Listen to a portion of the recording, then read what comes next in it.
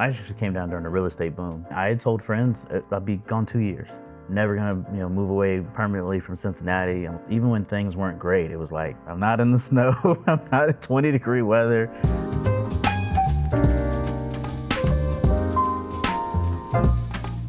Today on Stir, I'm sitting down with someone who has one of the more unexpected entrepreneurial journeys I've seen.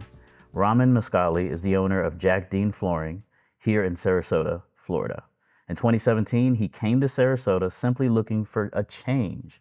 He ended up falling in love, getting married, and buying a flooring company from his wife's family, basically stepping into a legacy and building his future at the same time.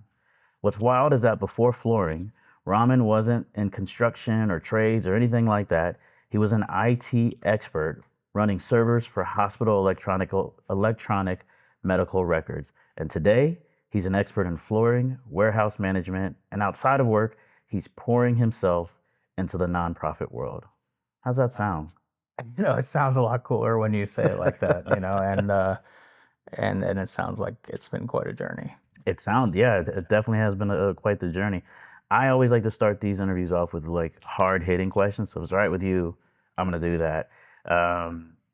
In the morning, do you hit the snooze button or are you up on the first alarm? I used to be up on the first alarm. I have noticed that in the last 6 months, I have been hitting the snooze pretty regularly. Okay. Just once. Oh, just one time. Just one time. Okay. And Okay. I tend to get up before the snooze is over, but I don't know why that last couple of minutes, I'm just like, Yeah, it's the last bit of comfort. precious. Yeah. It's precious, man. And I know how bad it is for us, like because the brain goes back, it starts to go back into deep sleep, and that's why it feels so comfortable. But it's if I get to sleep at a good time the night before, I'm up on that first alarm. Yeah. But typically I don't. And so, my wife will be like, how come I got to wake up at 6 and 6:08 and 6:16? The bed is never as comfortable as it is in that last couple of minutes before your alarm goes off. Yes. Yes. When you look over and you're like, oh my God, I beat it again. And you're like, I don't even want to hear it. No, absolutely. When you travel on a flight, aisle seat or window seat? So I prefer a window seat because I'm one of those people that I can actually fall asleep when the engines turn on and wake up when we're landing.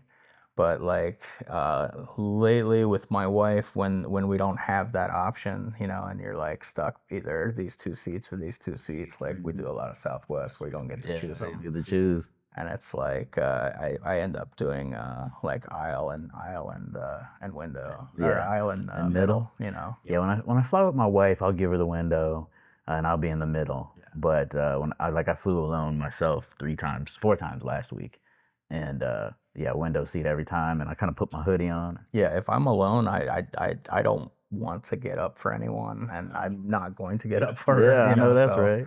So, what is one city you could see yourself living in for an entire year? Well, I moved here for a while. I lived in San Diego, Okay. California. I could definitely move back there in a heartbeat. Loved it? Yeah, I absolutely loved it. I've never been. Yeah, but I eloped, during COVID with my wife, and we went to Colorado.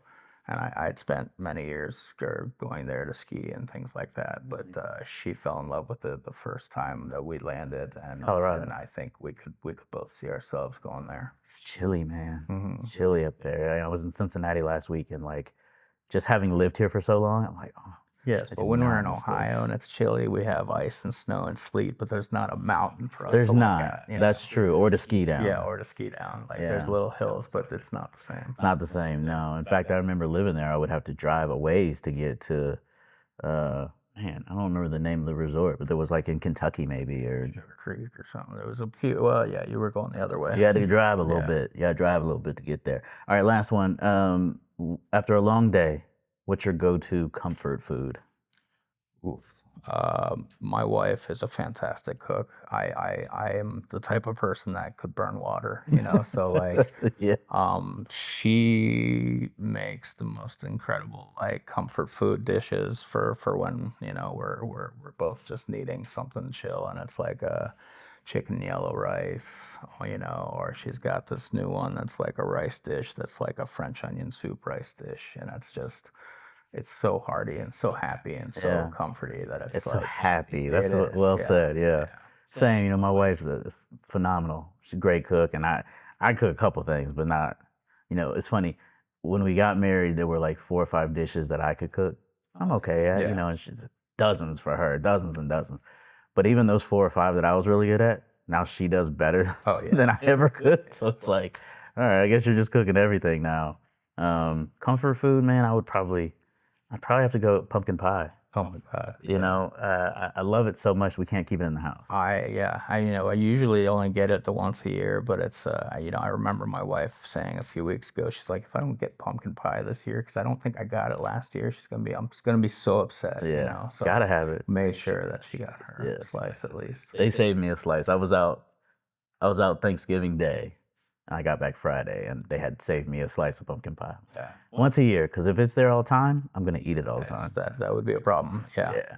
All right, so this is one of my favorite origin stories. So you moved here looking for a change. You end up falling in love, getting married, buying a business that's not even in the world or industry that you're in. So one, tell me about that journey. But two, when did you realize, oh, this is my new life? Yeah, it was weird. I was living in San Diego, and I had done the IT infrastructure side for most of my life. I had decided to dabble into coding while I was out there. I was working at a nonprofit that took refurbished computers and fixed them up and put a new license on them and donated them to low income families through school Nice. programs.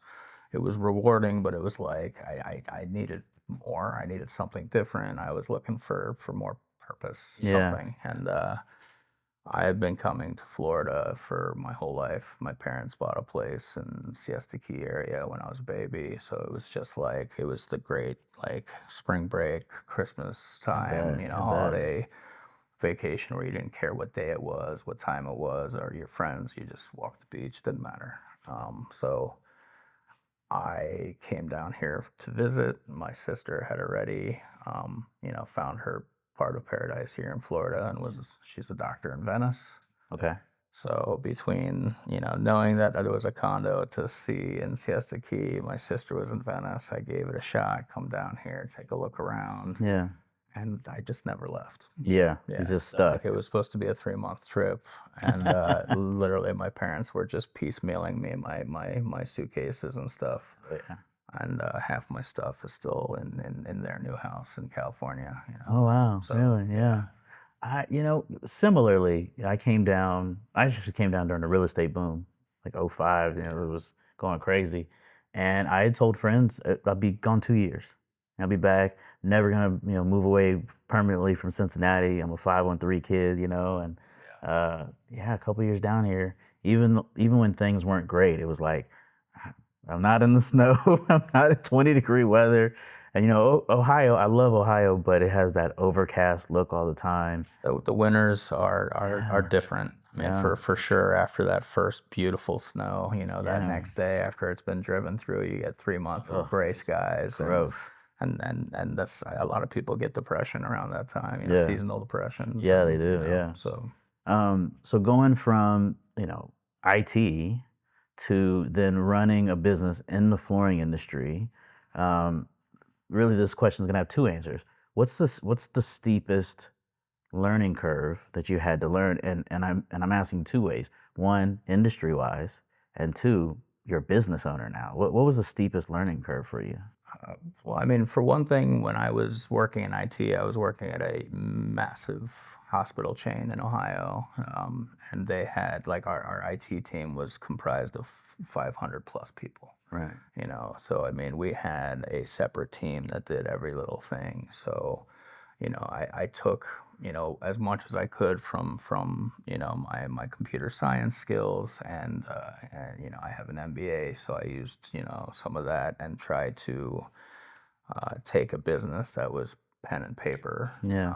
and try to bring it into the next century, in a Yeah. way. Like, I mean, there was nothing wrong with the way we were doing things. It just my brain needed to see it in spreadsheets Yeah. and on a screen. It was kind of, my next question was going to be like, because anytime a business is acquired, the new ownership kind of puts their stamp on it. There's something about it that changes, and maybe that's what it was for you. Well, I mean, I joined my father-in-law's business now. I mean, but back then, because we shared the same work ethic, we shared the same drive to help people and provide service without, getting one over on them. Yeah. Like Jack's famous motto that I still use is like, I don't want to see you in Publix on aisle 4 and have to hide on aisle 5. 5. Because great it's like, quote. I don't want them to see the people that either did them wrong or overcharged them or tried to, I don't know, just like Yeah. we just always want to be transparent. So Do right by people. Yeah. Yeah. And it served us well, And that's, it's when you're buying a business, you're buying a business, you want to make it yours. Yes. But you also want to respect the legacy that's already So been I'm built. modernizing it, but keeping the same value. Yeah. Yeah. So, Yeah, that's pretty cool. When stepping into a new world, you kind of reinvent yourself. So, having gone through that, is there something, when you look back, is there something that you would have done differently? I mean, there's lots of things that I wish I would have done, like getting an MBA. I wish I would have, done an internship in marketing or accounting or something, to take what I was learning and direct it somewhere. Instead, I just took what I did and I was like, okay, let me take all this MBA knowledge and use it to whatever I'm doing now. Yeah, yeah, and it's kind of, I always say we don't know what we don't know, right? And so, we come in and we know the things that we know really well, Yeah. at least we think, but we don't know what we don't know. And so similarly, like accounting and stuff like that, like I didn't know anything about that stuff, you know what I mean? And so you kind of have to figure it out, especially in the early days. It's all changed anyways now. I mean, accounting principles have changed the same, not have they remained the same, but I mean, you look at marketing now and Oh, it's very different. marketing is a whole different beast. I mean, with AI and everything else. I mean, Even in the 15 years I've been in the industry, it's drastically different than it was when I started. I was just telling somebody this morning that, like, when I started, I would go into a business and it was 50-50 where they even had a website. True.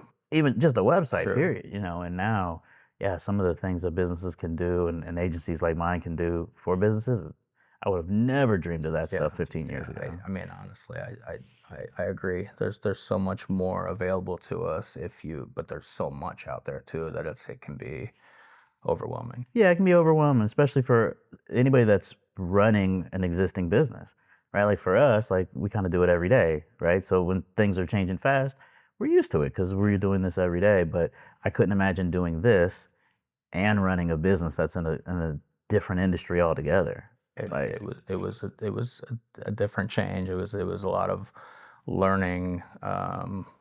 Learning about all types of flooring. I grew up in a very strange house. I grew up in a stucco house that was marble inside, and it didn't match anything in Ohio. It should have been on top of a mountain in California or somewhere. Really? So I mean, I came here and I had to learn about wood and other things like that that I wasn't used to. And it was a huge learning curve to just.